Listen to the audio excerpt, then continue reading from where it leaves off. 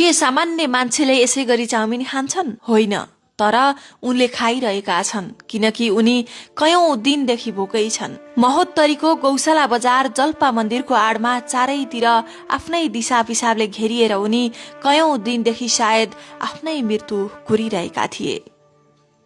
मान्छेको मानवताले गिज्याउन थालेपछि मच्छर, झिंगा र किराहरूले झपक्कै छोपिएर कष्टपूर्ण जीवन बिताउन बाध्य थिए उनी।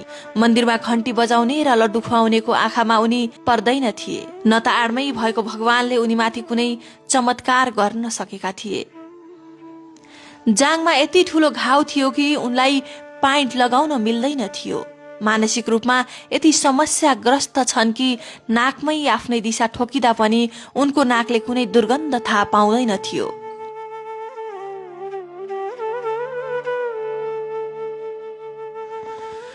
उमेरले मात्रै 25-30 वर्षका उनले जीवनमा भोगिरहेको यो कष्ट र पीडा हाम्रो भोगाइ र कल्पना भन्दा धेरै पर छ।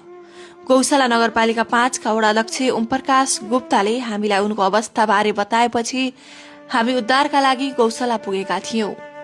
उनलाई मनकारी डाक्टर सञ्जय शाहज्यू र रामजानकी अस्पतालको सहयोगमा उपचार सुरु गरिएको छ। जसको कोही छैन, जसको केही छैन, उनैको सेवामा समर्पित मानव सेवा आश्रम मानवता प्रवर्धन महाअभियान।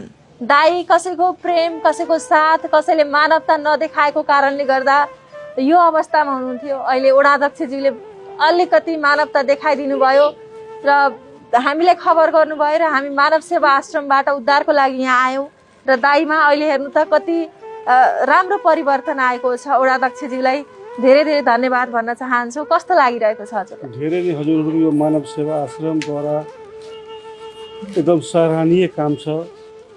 यसलाई बुझ्नु जीवन दान एउटा दिनुभयो हजुर। यो आश्रम जीवन दान दिने आश्रम हो।